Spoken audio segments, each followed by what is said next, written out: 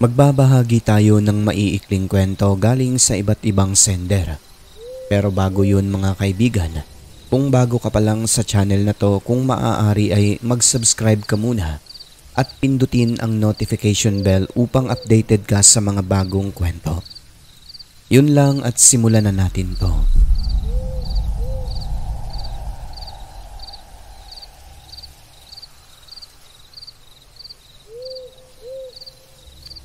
Good day, Sir Alex. Kamusta kayo? Sana ay nasa maayos din po kayong kalagayan. Itago nyo na lang ako sa pangalang Sky. Ibabahagi ko lang ang kwento ng aming kapitbahay na si Mang Boy. Tungkol po ito sa isang pangyayari na paniwala ng karamihan sa amin ay resulta sa kakulangan ng paniniwala tungkol sa mga bagay na may kaugnayan sa kababalaghan. Ilalarawan ko lang yung aming lugar. Yung baryo po namin, Sir Alex, maraming taong nakatira pero yung bahay hindi masyadong dikit-dikit. May mga porsyon na matalahib at maraming malalaking punong kahoy lalo na sa tabi ng baku-bakong kalsada. Yung kapitbahay naming si Mang Boy, sa labas ng bakuran nila tabi ng kalsada, mayroong malaking puno ng kaimito na tanim pa ng tatay nila noon. Sa tapat naman ng kanilang bahay kung saan nakatira ang pamilya nila Mang Franco, mayroong napakalaking puno ng sampalok sa tabi ng bahay nito. At dahil lumalaki pa, nakapagdesisyon ang pamilyang yon na ipaputol na lang buhat ng yung ugat ay dahan-dahan ng gumagapang papunta sa loob ng kanilang bahay. Kung pababayaan, mawawasak talaga ang isang bahagi ng pader. Ang pamilya nila Franco ay naniniwalang hindi lang tao ang nakatira sa mundo kundi meron pang ibang hindi nakikita kung kaya. Bago nila pinaputol, naghanap muna ng albularyo at pinatignan yung malaking puno ng sampalok. Ang sabi sa kanila, buti at hindi nyo kaagad pinaputol. Isang pamilya ang nakatira sa punong ito. Aalis ba sila? Yun nga ang problema eh. Hindi sila pumapayag dahil walang ibang malilipatan. Wala na kasing ibang puno rito sa bakuran ninyo. Pero teka, kanino yung malaking puno ng kaimito sa tapat nyo? Kina Mang Boy. Diyan na lang siguro natin palilipatin. Magpaalam muna tayo sa may-ari. Maniniwala kaya yun? Ewan ko manong pero subukan na lang natin. O sige, tara. Pinuntahan nila si Mang Boy at kinausap. Pumayag naman ito pero natawa sa mga sinabi ng albularyo. Sa madaling salita, hindi siya naniniwalang umiiral ang mga engkanto. Kinausap ng albularyo ang mga engkanto sa sampalok. Sa umpisa ay nagmamatigas pero kalaunay napapayag niya rin ang mga ito. Makalipas ang ilang buwan, nagtayo si Mang Boy ng tindahan malapit sa malaking puno na yon.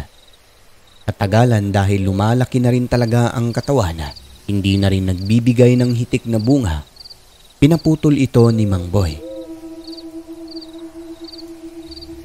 Nung nagsimula na, kahit na hindi pa naman talagang sobrang laki ang puno na yon, ilang beses na pornada ang pagpapaputol buhat ng namamatay bigla yung chainsaw na ginagamit.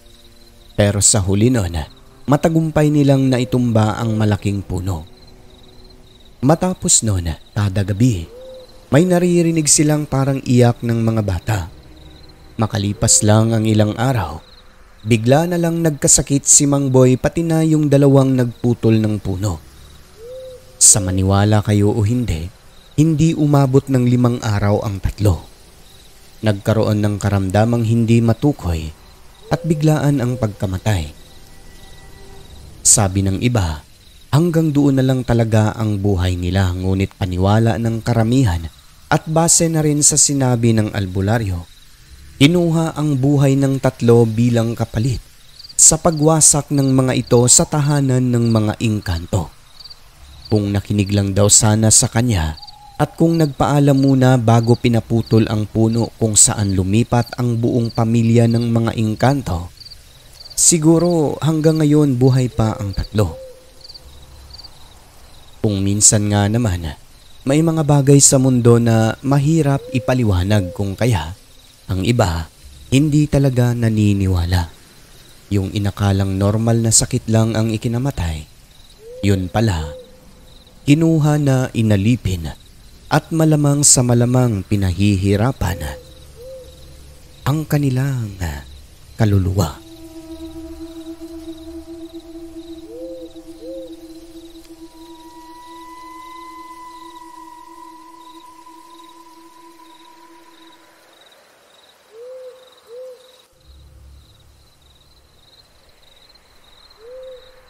Isang mapagpalang araw sa inyo, Sir Alex. Ako nga pala si Dondon. Ibabahagi ko lang ang karanasan namin ng aking kaibigang si Makmak sa aswang. Summer noon at tiggagamba nung time na yon. Natatandaan ko pa, grade 6 kaming pareho ni Makmak. Yung mga kapitbahay naming mga matatanda ng ilang taon sa amin, laging nagpapaaway ng gagamba sa tabi ng kalsada. Kami naman ng aking kaibigan, inggit na inggit sa kanila at kami lang yata ang walang gagamba nung time na yon kaya minsan, isang hapon nag-aagaw na ang liwanag at dilim nun. Naisipan naming maghanap sa tawid sapa sa maisan ni Mang Karding na di naman masyadong kalayuan mula sa amin. Pero bago yon, nagpaalam kami sa kanya at pumayag din naman pero paalala nito dahil tagtuyo nung time na yon. Mag-ingat sa sulo na dadalhin namin dahil baka masunog ang buong maisan tulad ng nangyari sa katabing lugar. Nagpaalam kami sa kanya pero sa mga magulang ay hindi na dahil hindi rin naman papayagan. Sa totoo lang, Sir Alex, kahit hindi pa nakakakita, naniniwala kami ni Makmak na may mga multo at aswang. Ngunit dahil mas nanaig sa amin noon ang kasabikang makakuha ng gagamba, talagang sinuong namin ang maisan sa tawid sapa. Inalimutan ang takot sa dibdib alang-alang sa kagustuhang magkaroon din ng gagamba at sumaya naman tulad ng iba. Bahala na, Makmak. Maghanap din tayo ng mga gagamba. Uwi na lang tayo bago maghapunan.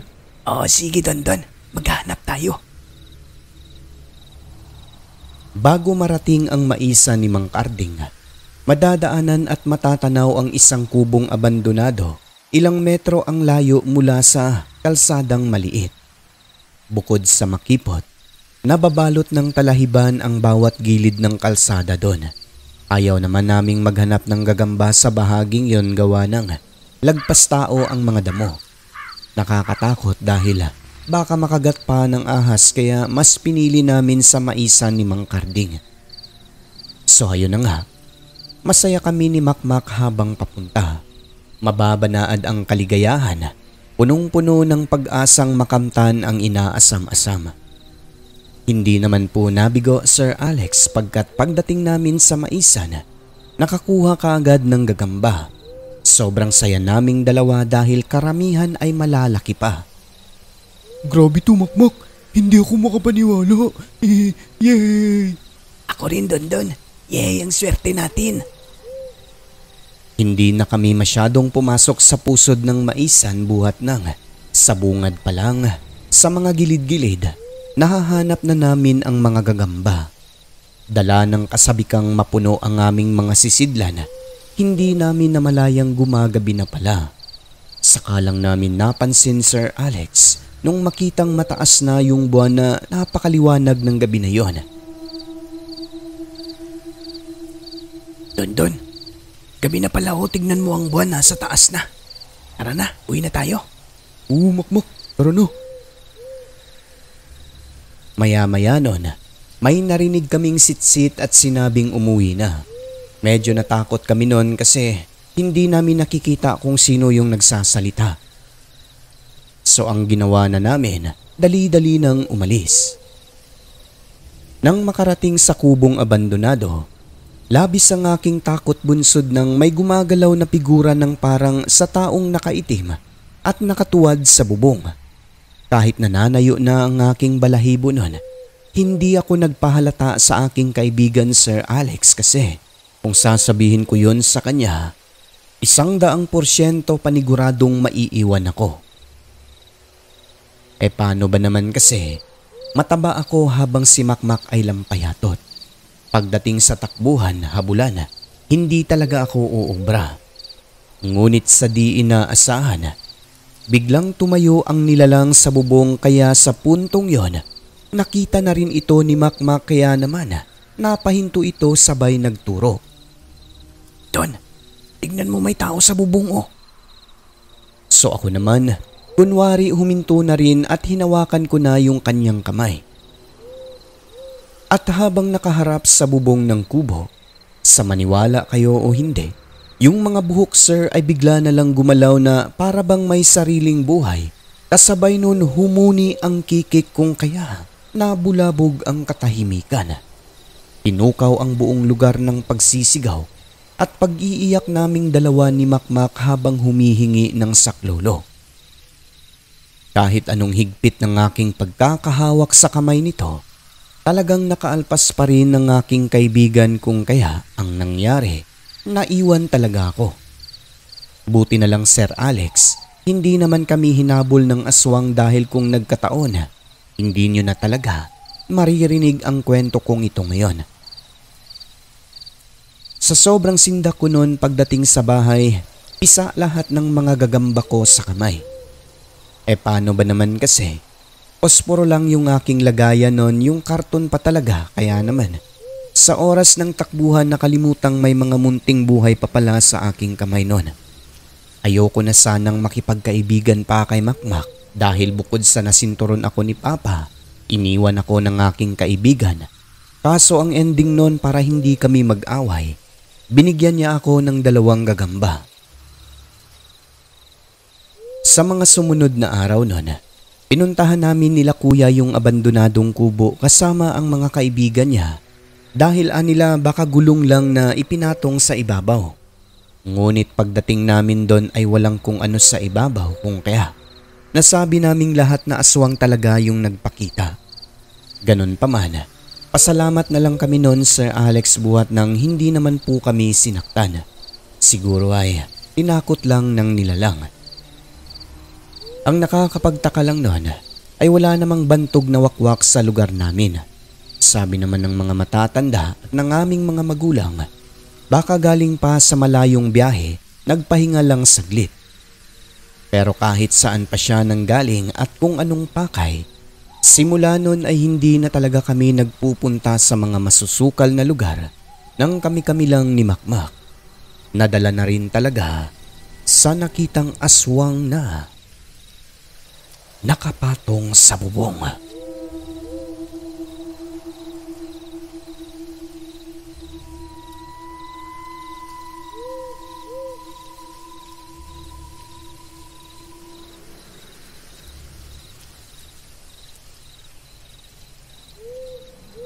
Mapagpalang araw po sa inyong lahat, lalo na sa ating narrator Sir Alex.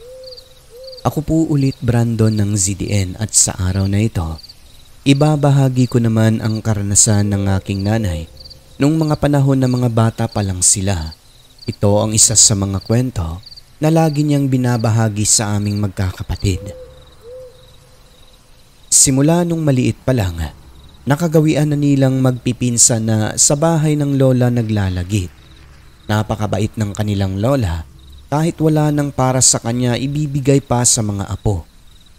Isa sa hindi malilimutan ni Mama, tuwing araw ng Sabado nilulutuan sila ng kanilang lola ng champurado at sikwate.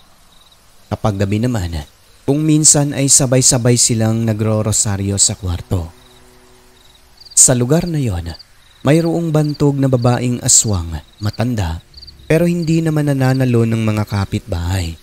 Mayroon itong isang lalaking anak na ang pangalan ay Sinonoy at mga babae pero hindi na doon nakatira.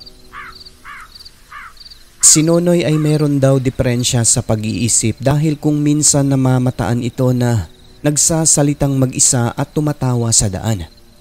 Subalit nakakausap naman, matino rin sumagot at hindi nananakit ng iba.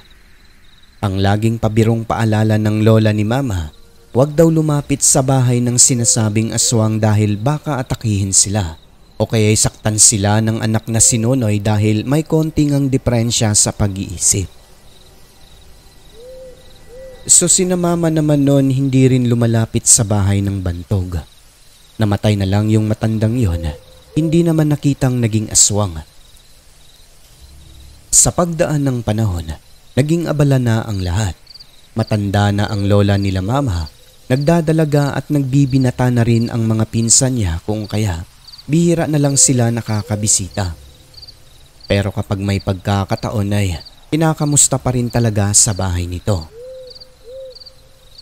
Hanggang sa dumating sa puntong nagkasakit ang lola nila noon.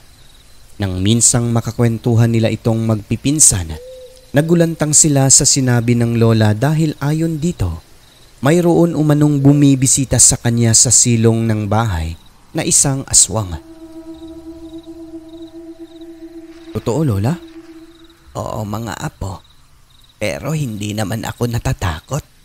Kung minsan, diyan sa ibabaw sa may butas nakadungaw ang pangit na mukha, Diyos ko. Hindi makapasok ang buwang. Bakit po hindi makapasok, lola? Nagdadasal naman ako sa altar Takot siguro ang buwang. Ayon sa lola ni Mama, umaakmang papasok ang nilalang sa butas pero kapag makita nito ang mga ribulto ni Mama Mary at Jesus Christ, lumalaki ang mata ng aswang pagkatapos aalis agad sa butas hanggang sa mawawala na lang subalit. Pabalik-balik ito halos kada gabi lalo na kapag may buwan. Nakakahanga rin talaga kasi hindi man lang nag-alala ang lola nila Mama. Kung minsan nga naman kapag buo ang tiwala mo sa may kapal, hindi ka talaga natitinag sa mga sakop ng dilim. Pero sina Mama at mga pinsan niya noon, yung mga anak ng matanda, lubhang nabahala sa kwento ng lola kung kaya agad nilang pinaayos ang lahat ng butas sa dingding ng bahay at siniguradong hindi makakapasok ang aswang lalo na't dalawa na lang sila ni lolo roon na matanda na rin. Matapos noon, bagaman hindi na makakapasok, ligtas na sa loob, bumibisita pa rin talaga ang aswang na ito at sa silong naman ng bahay pumupwesto. Ayon sa kwento ni lola, kung minsan binubuhusan niya ng laman ng arenola para lang lumayas kasi madalas pumupwesto sa tapat niya kung saan siya natutulog. Pagkakalarawan pa nito, siga ang mata o ibig sabihin sa wikang Tagalog ay bundat na bundat, maladugo sa pula, mahaba ang dila tapos naglalaway na akala mo, takam na takam. Nang minsang nagkatitigan sila, inausap niya umano ito at pinalayas. Oy ongo, matanda na ako. Hindi na ako mabubuntis, tanga. Walang sanggol dito, wala kang mapala. At dahil tumitig lang ito ng walang kurap-kurap, dinuraan niya sa mukha. Laking gulat ng matanda noon dahil yung aswang sir sinaluumano ang dura gamit ang bibig. Doon lamang napagtanto ng dalawa na kaya pala malinis na malinis ang silong at labas ng bintana ay dahil dinidilaan ng aswang ang mga dura. At nang malaman ito nila Mama, naglagay sila ng mga pinatulis na kawayan sa silong, inilibing sa lupa at nilagyan din sa likod na bahagi ng bahay kung saan madalas naririnig ng matanda ang aswang. Sa mga sumunod na gabi noon, Sir Alex, 12:00 in punto, nagising si Lola dahil kumalabog yung bubong nila at may naglalakad ng dahan-dahan. Napamura na lang siya noon at sinabing nandito na naman ang buwang. Bakit daw siya binabalik-balikan hindi naman siya buntis at kailanman hindi na mabubuntis. Di nagtagal noon, lumundag yung aswang pababa sa likurang bahagi ng bahay nila Lola kung saan may bintana. Pagkalapat ng mga paa sa lupa, napabulalas ang aswang sa mahinang boses ng mga katagang agoy-agoy. wikang Bisaya na ibig sabihin sa Tagalog ay aray-aray. At dahil may pagdududa ang lola nila kung sino ang aswang na ito, kinabukasan noon nang bumisita sina mama, pinapapuntahan sa kanila si Nonoy sa bahay nito, magkunwaring maghingi ng kamyas upang malaman kung may sugat ba sa mga paa nito. Pagdating doon, bumungad sa mata nila ang isang taong nahihirapan sa paglalakad. Dahil yung dalawang paa talaga may nakabendang tela. "Na paano ka, Mang Nonoy?" "Ay, di ko napansin na may pako pala dyan sa likod ng bahay namin. Oh. Pagkalundag ko kasi nangunguha ako ng bunga doon dumiretso ang dalawang paa ko sa kawayan. Sa pako pala. Eto ang resulta. Nako, baka matitano ka po niyan. Magpa-inject ka po ng anti-tetano." "Ay, hindi na. Pinatuluan ko na to ng tabako na may lana." Sige po. Salamat nga pala sa kamyas." "Sige." Sa pananalita pa lang ng mama, halatang may ginawa kasi nga parang nahihiya. Idagdag mo pang nadulas ang dila kung kaya nalaman nilang naging aswang pala itong si Nonoy at siya yung pabalik-balik sa bahay nila lola. Nasabi na lamang nila, si Nonoy pala ang tumanggap sa pagkaaswang ng kanyang ina. Siya lang din naman talaga ang pwedeng tumanggap noon dahil hindi na nagpakita ang ibang kapatid nito na mga babae. Simula noon, Sir Alex, hindi na bumalik ang aswang sa bahay nila. Nadala na rin siguro, ikaw ba naman, matusok ng dalawang kawayan sa paa, di ba? Ang hindi lang nila maintindihan noon, bakit may aswang na bumabalik-balik sa bahay ng matanda wala namang bata roon? Kung siya talaga ang pakay, ang tanong, bakit? Kayo, alam nyo ba?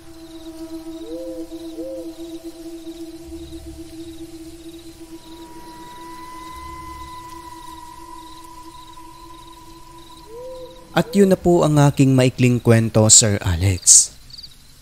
Hanggang sa muli. Brandon ng ZDN.